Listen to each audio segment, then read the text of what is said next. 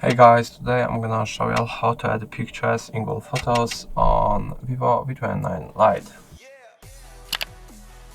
Firstly, go into Google Photos.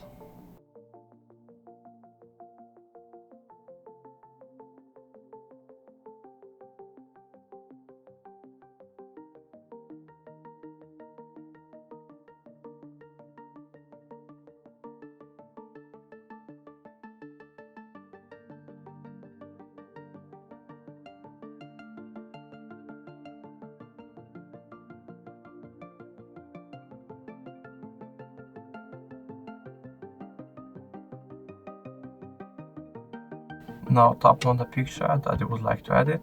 Tap on Edit here at the bottom.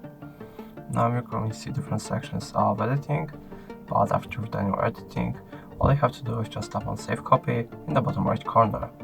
So that's going to be all. If I helped you, please leave a like and subscribe, and if you have any more questions, let us know in the comments.